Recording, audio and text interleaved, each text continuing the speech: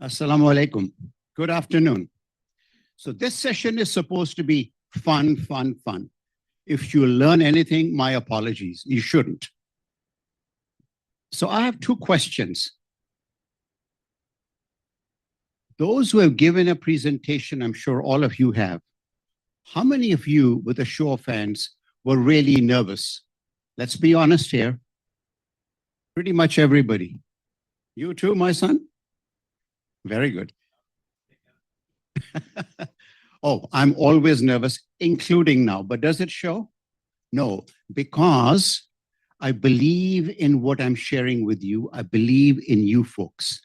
And belief on the inside exudes confidence and exudes sincerity and has an impact. So the few minutes I have, this is usually a 1 hour session with a lot of interactive. We'll keep it short. Is there any leader, past or present, that comes to mind when you think of great leaders, great presenters, you want to listen to them? Any names? Sorry? The late Tony Benn. Oh, Ben, Tony Benn. Who knows Tony Benn? Okay. Who is the Tony Benn?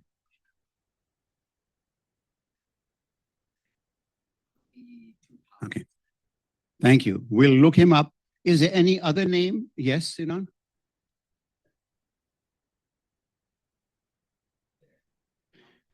You float like a butterfly and sting like a bee.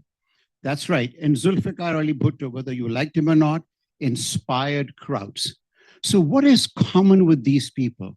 Today, I will share 3 things you can do to become even better in presenting. It's called WMD, not weapons of mass destruction.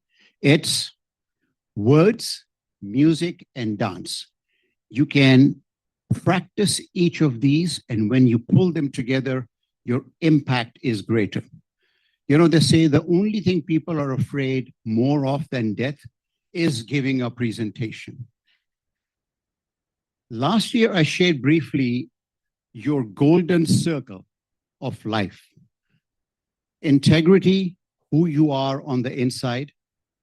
Competence, what you know about the subject you're talking about. And compassion, how you translate that for the benefit of others.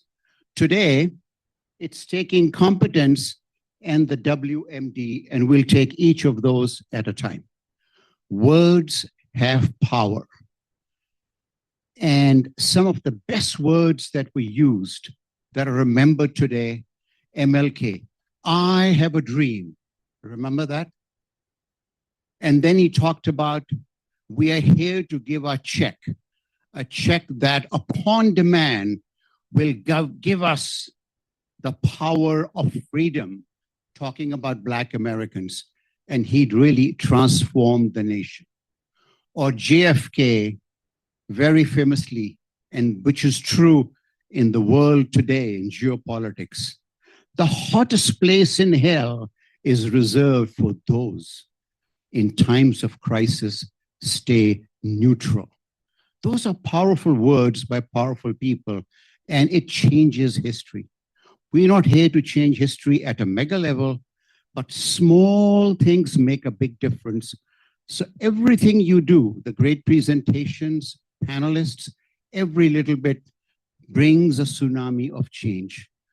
When you use words, there are 2 things to keep in mind. Use active words, words like transformation, words like leverage, expansion. When you use those, whether it's a presentation of 1 to 1, 1 to 10, or 1 to 100, it has power.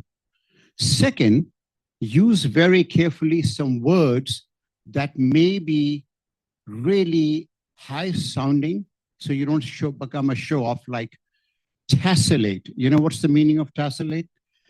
It's bringing different things together to make a mosaic, a whole that makes sense. Or penultimate column. Why am I saying that? Being Desi, I can speak English as well, but when I started on Wall Street in the 80s, Some people who were mentoring me said, you got to lose your accent. I said, that's very hard. If you have this so-called British accent, I would advise you to start speaking like proper Queen's English and throw in a few words. And that gave me the opening on Wall Street because believe me, in the 80s, there was no Desi there that I could look up to as a role model. So we learn and we practice. Now, what is music? Music is how you use. You raise your voice, you lower your voice, and most importantly, you pause. When you pause, those who are daydreaming in this room will look back at you. What have I missed? And anything important, repeat it twice. Anything important, repeat it twice. The third is the dance, which is what I'm doing.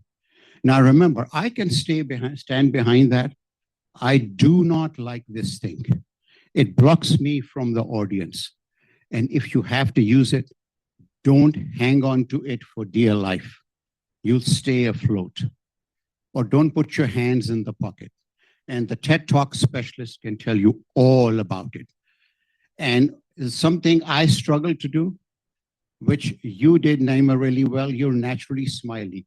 I'm always smiling on the inside, but I look very serious on the outside. That's why Manzi is videotaping me to say, did I smile? And how am I doing? Because you can improve every time. It's how you pace yourself.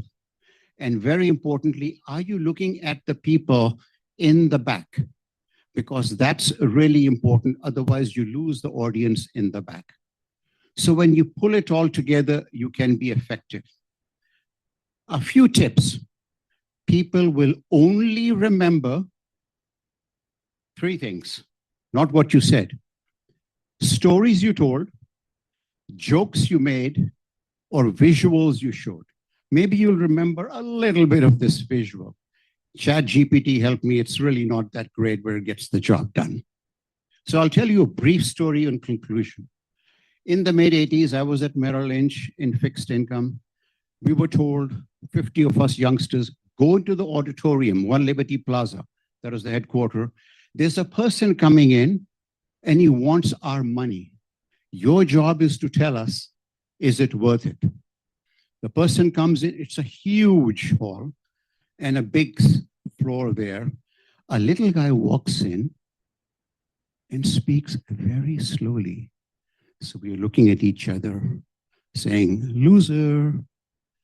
He starts speaking very softly, loser. Then he starts showing his screens. Wow, that looks good. He leaves, but before he leaves, he says, the words that will be remembered, I have just been fired by Salomon Brothers. You may not know Salomon, it was a top investment bank in those days. And I'm starting something and I want Merrill to give me $30 million for 30% stake for a 5-year period. I'm told that you guys will be giving feedback. Ask me any questions. Soft spoken. He left, management comes in and says, how many of you think we should invest? We didn't really know much. We were new. We all raised our hands. That person was Michael Bloomberg, worth $106 billion today. And Merrill gave it the stamp of approval when he was a nobody. So you don't have to be a flamboyant speaker. He just believed so strongly in what he was doing and what he was showing, competence. We thought, this guy is for real. Could have been wrong, but it turned out to be right. Finally, please remember, the most popular FM station is WIIFM. What's in it for me? So if I'm talking to you, please remember, I should be looking at all of you, 2 seconds, 2 seconds. If I start staring at you, that gets uncomfortable, right? But across the audience, that's what makes it popular. Do we have 60 seconds? Okay, so I'm going to use 20 seconds. Imran, give me a tough subject to speak on because that's the way I recommend you practice when you leave. Any topic I can speak on immediately for 20 seconds, and you can judge me. Sorry? I like this one. Why I like Trump? Donald J. Trump is unique in the annals of American presidency. Why, you may ask? Because he does things that nobody expects any president will do. That is credibility in my mind. I'm supposed to defend him, you see. Secondly, even though he's called Taco, on critical matters, he is not tacoing. He is going in big time. We can agree or disagree with him, but Donald Trump does what he says he will do with a slight meandering and all that. Finally, at age 79, he is more energetic. Well, Sleepy Joe was also old, so that doesn't count. But all these young, Barack Obama was a great speaker. He didn't do much, good or bad. Yes, Obamacare, yes. This guy has changed the history of the world, both in the US and globally. And finally, when he's on TV, whatever I think of him, my wife and I, we watch him because he is entertaining, ladies and gentlemen. So Donald Trump is worth focusing on. Thank you very much. Now, all I did was go back, please, find topics, practice, listen to BBC, improve your English, take a topic that's tough, like you gave me, find a solution because you will become more impactful. Thank you.